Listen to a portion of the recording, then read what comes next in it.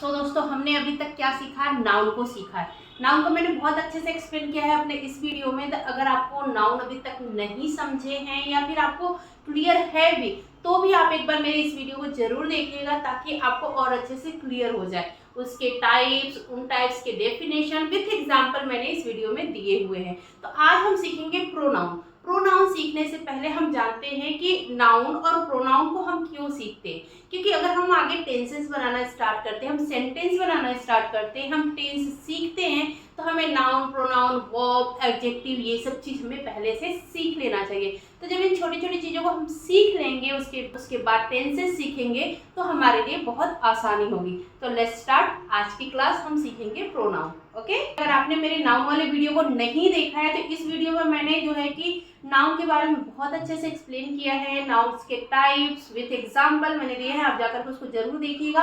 उसके बाद प्रोनाउन देखिएगा ताकि आपके दिमाग में बहुत अच्छे से समझ में आ सके। ठीक है, अब मैं प्रोनाउन क्यों पढ़ा रही हूँ, नाउन के बाद प्रोनाउन क्यों पढ़ाया जाता है, ताकि आपको ये क्लियर हो सके कि आगे की स्टेप को हम चल सके। जैसे कि पहली सीढ़ी पे हम चलते हैं तो डायरेक्ट तीसरी सीढ़ी पे नहीं जाते, दूसरी सीढ़ी पे भी हमें चढ़ना होता है। ठीक उसी तरह अगर आपने नाउन पढ़ा है तो आपको प्रोनाउन पढ़ना ही चाहिए, और पढ़ेंगे तो आपको क्लियर होगा, ताकि आगे फ्यूचर में जब हम सेंटेंसेस बनाना सीखें, जब हम टेंसेस सीखें, तो ये चीज़ हमारी हेल्प कर सके। ठीक है, तो लेट्स स्टार्ट दोस्तों। प्रोनाउन, तो व्हाट इज प्रोनाउन क्वेश्चन आता है। तो क्या होता है ना, प्रोनाउन जो होता है ना वो नाउन का सब्स्टिट्यूट होता है। हमेशा नाउन का सब्स्टिट्यूट क्या होता है, प्रोनाउन होता है। उसको हम अगर एक्सप्लेन करेंगे तो the pronoun is a word that is used in a place of a noun or a noun phrase to avoid repetition। मतलब बार बार किसी चीज को रिपीट करने वाली चीज को खत्म करने के लिए हमें क्या करना होता है, नाउन की जगह प्रोनाउन को यूज करना होता है। उसको हम एग्जांपल के साथ समझेंगे ताकि बहुत अच्छे से क्लियर हो जाए। उसमें क्या क्या आता है प्रोनाउन में, such as she, he, him, her, you, we, myself, etc, me, you, your, we, और उसके साथ साथ इट भी आता है। ठीक है, और भी हम आगे जब एग्जाम्पल के साथ समझेंगे तो बहुत अच्छे से क्लियर होगा। अब यहाँ पे हम एग्जाम्पल देखते हैं कि कैसे प्रोनाउन को हम यूज करते हैं। यहाँ पे हमने सिर्फ नाउन को यूज किया हुआ है, यहाँ पे कोई प्रोनाउन नहीं है, सिर्फ नाउन रहेगा तो कैसा होगा। जैसे मैंने लिखा है Shreya is a good girl. ठीक है, तो Shreya is noun, Shreya is a good girl. Shreya play football, Shreya football खेलती है। श्रेया लव श्रेया फैमिली, श्रेया जो है अपनी फैमिली को प्यार करती है। Shreya family love Shreya. ठीक है, श्रेया की फैमिली भी श्रेया को प्यार करती है। तो ये क्या बार बार श्रेया श्रेया आ रहा है, इसी का सब्स्टिट्यूट जो होता है वही होता है क्या, प्रोनाउन। फॉर एग्जाम्पल पहली बार सिर्फ लिखेंगे हम श्रेया, यहाँ पे हमने लिखा Shreya is a good girl. Okay, फिर उसके बाद यहाँ पे लिखेंगे श्रेया प्ले फुटबॉल, तो हम लिखेंगे सी प्ले फुटबॉल। ठीक है, ओके, अब यहाँ श्रेया की जगह क्या हो गया, सी हो गया। फिर यहाँ पे श्रेया लव श्रेया फैमिली, तो यहाँ पे हम लिखेंगे सी लव हर फैमिली। ठीक है, अब यहाँ पे ये भी एक सब्स्टिट्यूट हो गया, आप देख रहे हैं। फिर उसके बाद हर फैमिली लव्स हिम, हर फैमिली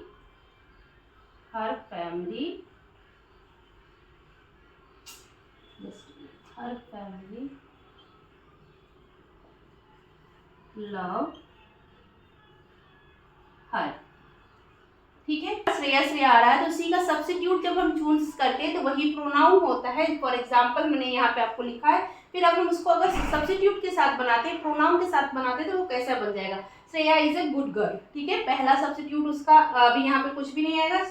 पहले हम नाउन को रिप्रेजेंट करेंगे, क्योंकि नाउन को भी बताना बहुत ज्यादा जरूरी होता है कि हम किसके बारे में बात कर रहे हैं। फिर सी प्लेज फुटबॉल, वह फुटबॉल खेल रही है। फिर यहाँ पे हमने तीसरा लाइन लिखा है श्रेया लव श्रेया फैमिली, श्रेया अपनी फैमिली को प्यार करती है, तो सी लव्स हर फैमिली।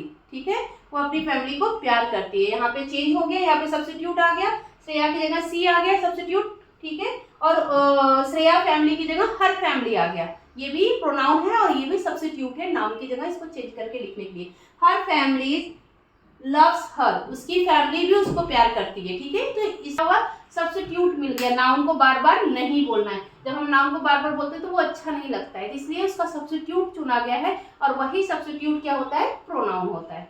ठीक है, होप आपको समझ में आ रहा होगा। ठीक है दोस्तों, तो आपको ये चीज़ समझ में आई? अगर नहीं समझ में आई तो रिपीट इस वीडियो को देख लीजिएगा, ताकि आपको थोड़ा सा पीछे करके देख लीजिएगा, ताकि आपको ये समझ में आ जाए। ठीक है, तो दोस्तों mainly here is 8 type of pronouns. अगर हम प्रोनाउंस की बात करें तो वो 8 टाइप्स के होते हैं। कौन कौन से होते हैं पहले उसको हम जान लेते हैं। पहला होता है personal pronouns, second passive pronouns, third reflexive pronouns, fourth demonstrative pronouns, fifth interrogative pronouns, और ये 6 relative pronouns, 7 indefinite pronoun and 7 reciprocal pronoun. 8 number पे रेस्पेरिकल प्रोनाउंस आता है।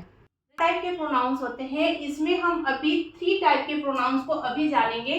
Personal pronounce, passive pronouns and reflexive pronouns. इनको हम अभी explain करेंगे और इसको जानेंगे एक चार्ट के थ्रू, ताकि आपको बहुत अच्छे से समझ में आ जाए। ठीक है, पहले इन तीनों को जानेंगे, फिर उसके बाद इसके लिए बात करेंगे कि ये तीनों जो है बहुत मेनली है, इनको स्टार्टिंग में ही हमें जान लेना चाहिए। तो पहले हम इन तीनों के बारे में बात करते हैं। तो पहले हम पर्सनल प्रोनाउन को जानते हैं। पर्सनल मतलब आपको समझ में आ रहा है कि अपना, समझ में आ रहा है इसके नाम से ही कि अपने बारे में बात करें। इसमें भी 2 टाइप्स होते हैं, सब्जेक्ट और ऑब्जेक्ट। सब्जेक्ट और ऑब्जेक्ट को हम एग्जाम्पल के साथ भी समझेंगे। तो सब्जेक्ट में क्या क्या आता है, आई आता है, यू आता है, वी, दे, ही, सी और इट। और ऑब्जेक्ट में क्या आता है, मी और यू। यू जो होता है वो सब्जेक्ट में भी आता है और ऑब्जेक्ट में भी आता है। वी का अस, दे का देम, ही का हिम और सी का हर और इट का इट ही रहता है। मतलब यू और इट जो होता है वह ऑब्जेक्ट और सब्जेक्ट में दोनों सेम रहता है। एग्जाम्पल के लिए बता दें कि अगर मैं बात कर रही हूँ कि मैंने उससे कहा, ठीक है, मैंने उससे कहा, तो यहाँ पे मैं क्या हूँ, सब्जेक्ट हूँ, और वह क्या है जिससे मैंने कहा, वह क्या है, वह ऑब्जेक्ट है। लेकिन मैं अगर ऐसे ये बोलती हूँ कि मैंने उससे कहा, उसने मुझसे कहा, तो वहाँ पे वह जो होगा वो सब्जेक्ट हो जाएगा और मैं ऑब्जेक्ट हो जाऊंगी। फॉर एग्जाम्पल अगर मैं यहाँ पे बोलती हूँ कि रीना सेज टू मी, ठीक है, तो यहाँ पे रीना क्या हो गई, सब्जेक्ट हो गई, और मैं क्या हो गई, ऑब्जेक्ट हो गई। अगर मैं यहीं पे बोलती आई सेड टू रीमा, ठीक है, तो यहाँ पे क्या हो गया, इस कंडीशन में मैं सब्जेक्ट हो जाती हूँ और रीमा ऑब्जेक्ट हो जाती है। ठीक है, इस बात को हम समझेंगे। एग्जाम्पल यहाँ पे कुछ और देख लेते हैं। Don't you understand my word, ठीक है, आप मेरे शब्दों को, you don't understand my word, आपने मेरे शब्दों को समझा नहीं। तो यहाँ पे यू क्या हो गया, सब्जेक्ट हो गया। ठीक है, माई वर्ड मतलब मेरा शब्द, मैं क्या हो गई, ऑब्जेक्ट हो गई। ठीक है, फिर उसके बाद सी वॉज वेटिंग फॉर मी, वह मेरा इंतजार कर रही है। तो यहाँ पे सी क्या हो गई, सब्जेक्ट हो गई, और यहाँ पे मी क्या हो गई, मतलब मैं क्या हो गई, ऑब्जेक्ट हो गई। फिर he run fast, did you see him, ठीक है, सी हिम, हाँ, तो यहाँ पे ही क्या है, सब्जेक्ट है, वह तेज दौड़ रहा है, ठीक है, ये सब्जेक्ट है। डिड यू भी यहाँ पर क्या है, सब्जेक्ट ही है, और हिम जो है ये ऑब्जेक्ट है। ठीक है, फिर आई हैव डन इट, आई हो गया सब्जेक्ट, इट हो गया ऑब्जेक्ट। यू आर क्लेवर, तुम चालाक हो, तो यू यहाँ पर क्या हो गया, मैं तुम्हारे बारे में डायरेक्ट बात कर रही हूँ, तो ये सब्जेक्ट हो गया, क्लेवर हो गया। फिर आई नो यू, अब यहाँ पे जो दूसरा यू आया है ये ऑब्जेक्ट है, मैं तुमको जानती हूँ, यहाँ पे मैं हो गया सब्जेक्ट, और यू जो हो गया दूसरा वाला वो ऑब्जेक्ट हो गया। वी विल गिव मनी, यहाँ पे वी क्या हो गए, हम, वी क्या हो गए, हम आपको पैसे देंगे। ठीक है, हम मतलब हम सब मिलके आपको पैसे देंगे, तो वी क्या हो गया, सब्जेक्ट हो गया। We will give money to them, them मतलब किसको देंगे, उनको देंगे, उनको देंगे, तो ये ऑब्जेक्ट हो गया। इट इज नॉट योर, यह तुम्हारा नहीं है, तो यहाँ पे इट क्या हो गया, सब्जेक्ट हो गया। It is not your responsibility, तो इट यहाँ पे सब्जेक्ट हो गया। ठीक है, they cooked food at yesterday party, तो यहाँ पे दे सब्जेक्ट हो जाता है। तो हमें बस यही समझना है कि प्रोनाउन जो होता है नाउन की जगह पे लिखा जाता है, जैसे कि मैंने पहले ही आपको बता दिया हुआ है। और प्रोनाउन में भी 8 पार्ट होते हैं, उसमें से पहला पार्ट जो होता है वो होता है पर्सनल प्रोनाउन। पर्सनल प्रोनाउन में सब्जेक्ट और ऑब्जेक्ट होते हैं। सब आई, यू, वी, दे, ही, सी और इट आता है। वहीं आई का मी हो जाता है ऑब्जेक्ट में, यू का यू ही रहता है, वी का अस हो जाता है, दे का देम हो जाता है, ही का हिम हो जाता है, सी का हर हो जाता है और इट का इट ही रहता है। उसके साथ मैंने एग्जाम्पल भी दे दिए हैं, आपको समझ में आ रहा होगा बहुत अच्छे से। तो इसको आप एक बार चाहिए तो स्क्रीनशॉट ले लीजिए ताकि आप एक बार और प्रैक्टिस कर सकें। तो दोस्तों ये मुझे लगता है कि आप लोगों को बहुत अच्छे से समझ में आया होगा। अब हम नेक्स्ट इसके आगे सीखते हैं, ठीक है। पजेसिव, ठीक है। पजेसिव हम सेकेंड सीखेंगे पजेसिव प्रोनाउन, ठीक है। पजेसिव प्रोनाउन में भी 2 पार्ट्स होते हैं, जैसे माई का माइन हो जाता है, योर का योर्स हो जाता है, आर का आर्स हो जाता है, देयर का देयर्स हो जाता है, हिज का हिज ही रहता है, हर का हर्स हो जाता है, इट्स का इट्स ही रहता है, वो चेंज नहीं हो जाता है होता है, ठीक है।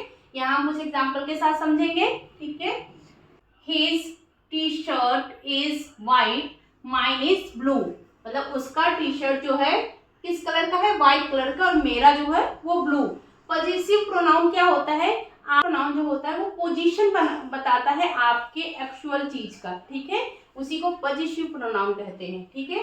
तो his T shirt is white, mine is blue. तो यहाँ पे माइन क्या हो जाता है, सेकंड देखिए माइन हो जाता है माई का, अगर यहीं पे माई रहता माई इज ब्लू, ओके, लेकिन यहाँ पे माइन इज ब्लू। हिज को चेंज नहीं करते, हिज का हिज ही रहता है।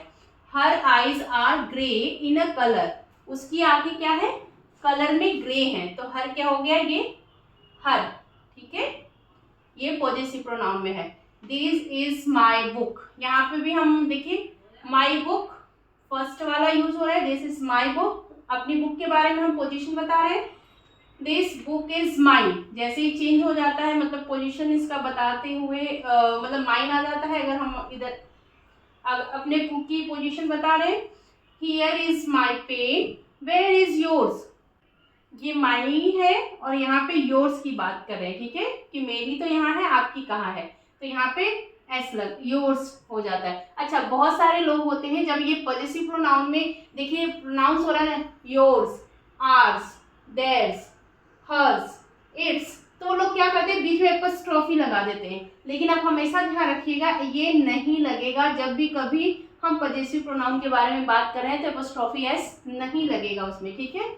They got their prize, what about ours, उनको अपना प्राइस मिल गया, हमारे प्राइस के बारे में हमारे प्राइस के बारे में बताइए। यहाँ पे हम बात करें तो आर्स हो गया हमारा ऑब्जेक्ट, दे हो गए सब्जेक्ट, ठीक है। दैट इज हियर, यह यहाँ है, ठीक है। सो अब हम नेक्स्ट सीखेंगे थर्ड, जो होता है रिफ्लेक्सिव प्रोनाउन, ठीक है, ओके। तो इसमें क्या होता है, ये भी सिंगुलर प्लूरल होता है, इसमें भी सब्जेक्ट ऑब्जेक्ट होता है, लेकिन इसमें थोड़ा सा चेंजेस होता है। माई सेल्फ, यहाँ पे जिस चीज के लिए रिफ्लेक्सिव मतलब आ रहा है कि मिरर टू मिरर बात करें, सिर्फ और सिर्फ अपने लिए बात करें और बहुत जोर दे के बात करें, ठीक है, अपने लिए बात कर रहे हैं तो माई सेल्फ अपने आप को बताना है, योर सेल्फ और यही प्लूरल में होएगा तो योर सेल्फ्स हो जाएगा, ठीक है, चेंज हो जाएगा, योर सेल्फ का योर सेल्फ हो जाएगा। फिर ourself, themself, itself, himself, herself, ठीक है, ओके। तो फिर इसके कुछ एग्जाम्पल देख लेते हैं, मैंने सामने टू सामने लिखा हुआ है ताकि एग्जाम्पल हमें अच्छे से समझ में आ जाए, ओके। तो माई सेल्फ का एग्जाम्पल मैंने यहाँ पे दिया, I have told myself to stay away from bad habit, मैंने खुद से ये कहा है कि खुद को मैं बुरी आदतों से दूर रखूंगी, ठीक है। फिर यहाँ पे योर सेल्फ का एग्जाम्पल है, ठीक है, you are so young to do it yourself, यह काम करने के लिए आप बहुत अभी छोटे हो, मतलब यंग हो, ठीक है, अगर कोई काम है तो उसके बारे में बात हो रही है, ओके। फिर ऊपर है यू कैन सेलिब्रेट, फिर हम आर सेल्फ की बात कर रहे हैं, आर सेल्फ, ठीक है, वहां पर होगा you can celebrate here your ourself without any disturbance, ठीक है, आप यहाँ पे सेलिब्रेट कर सकते हो अपना विदाउट किसी डिस्टर्बेंस के लिए, ठीक है। फिर देमसेल्व्स की बात होती है, ठीक है, देमसेल्व्स। तो देमसेल्व्स की बात हो रही है यहाँ पे, तो यहाँ पे they will complete that work themselves, उनको यह काम खुद से कंप्लीट करना पड़ेगा, ठीक है।